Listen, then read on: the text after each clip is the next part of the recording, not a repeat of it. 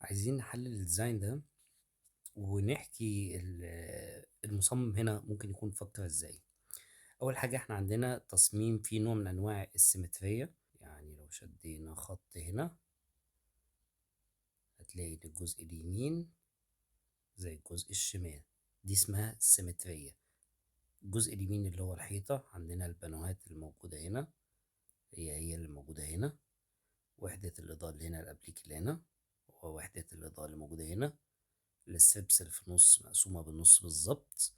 في عندي هنا وحدة النباتات فيها نوع من السيمترية. طبعا النباتات بتبقى بشكل عشوائي شوية فبتكسر سنة حتة السيمترية، وهو كسر السيمترية بتاعتنا هنتكلم دلوقتي.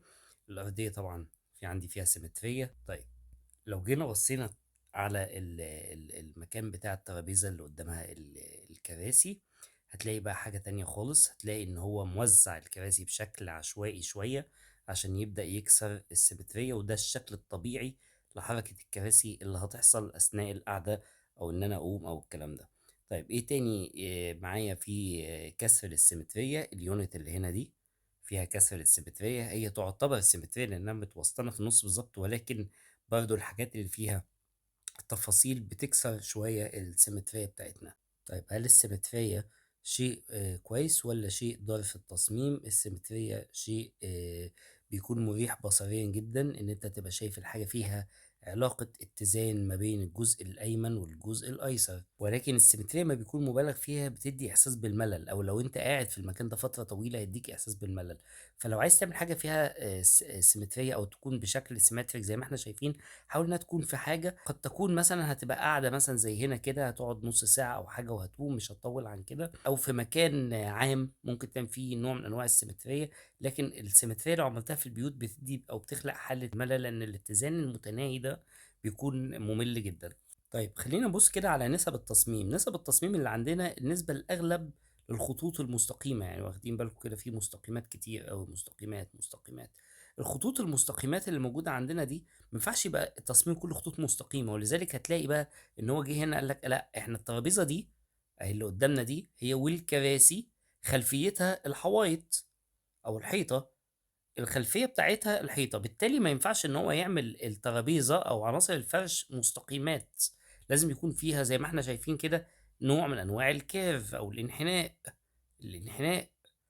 خلاص بص عندك هنا الترابيزة نفسها دوران في انحناءات، وده فكرة الابراز بالتضاد. ودي فكرة مهمة جدا تصميميا. انت لو عايز تبين اي عنصر تصميمي او توضح اي عنصر تصميمي بتوضحه بالشكل اللي احنا بنتكلم فيه ده، ان يكون عندك تضاد. مش بس هنا، ده هو كمان عمل عنصر ربط ما بين الجزء الامامي بتاع الفرنتشر او بتاع الفرش او المفروشات وما بين الحوائط، بان هو عمل لك هنا بص احساس الدوران البسيط ده او ترميز الدوران البسيط ده بيأكد على فكرة الربط ما بين العنصر الخلفي اللي هو الحيطة وما بين العنصر اللي قدامه اللي هو الفرش أو اللي هو الترابيزات. نيجي عند الألوان، هتلاقي الألوان المستخدمة هنا ألوان الحاجات المحايدة كلها، كل الألوان اللي هنا ألوان محايدة، ودي طبعا مشكلة تصميمية كبيرة جدا. ولكن الألوان اللي عندنا أو الألوان المستخدمة هنا دي كلها ألوان نقدر نقول إنها كلاسيكية. طيب هل هو التصميم كلاسيكي؟ لا لا، التصميم نيو كلاسيك. طيب هل العنصر اللي قدامي ده كلاسيكي؟ لا. كلاسيكي لا. كلاسيكي لا. اللهم احنا ليه قلنا كلاسيك؟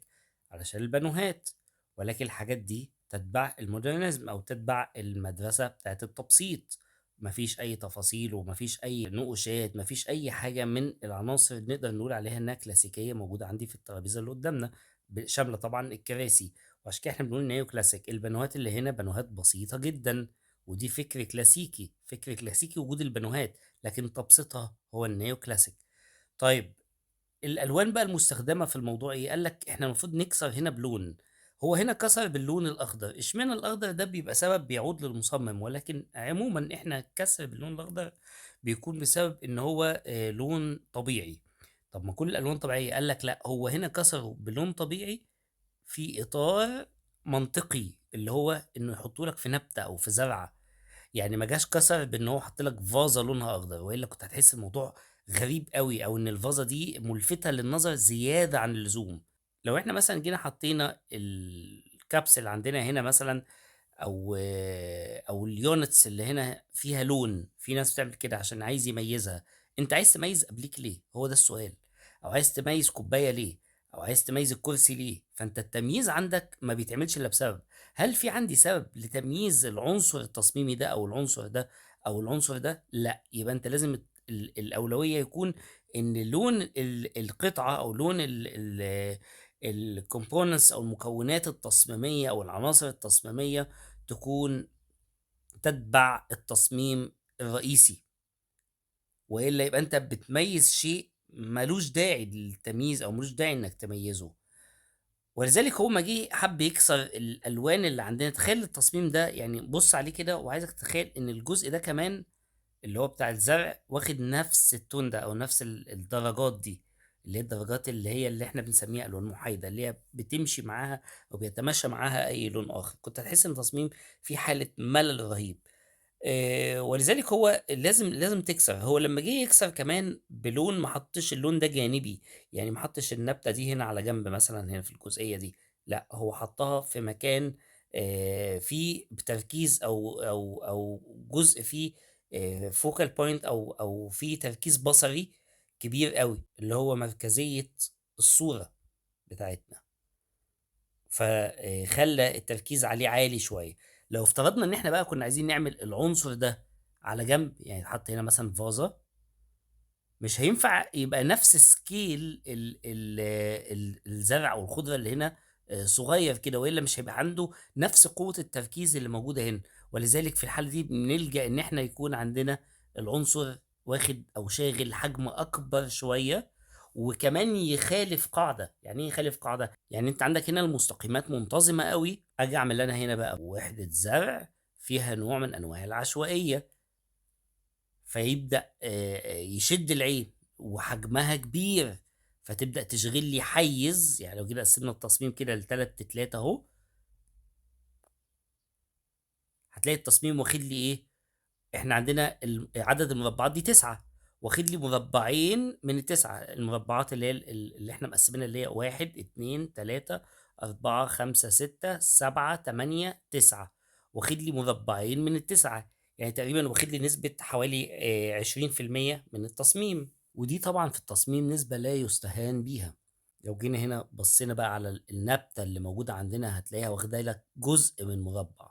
يعني إحنا لو قلنا المربع الواحد من ده حوالي 10%، هم 9 أهم زي ما قلنا، حوالي أقل حاجة بسيطة طبعًا من 10% من التصميم.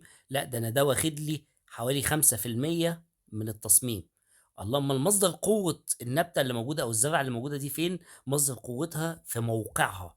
وعشان كده إحنا قلنا لو جينا حطينا وحدة زرع، وحدة إضاءة، أيًا كان اللي هيتحط جانبيًا، بنكبّر الحجم بتاعه عن اللي هيتحط في مركز بصري أو في تركيز أو في جزء تركيز بصري.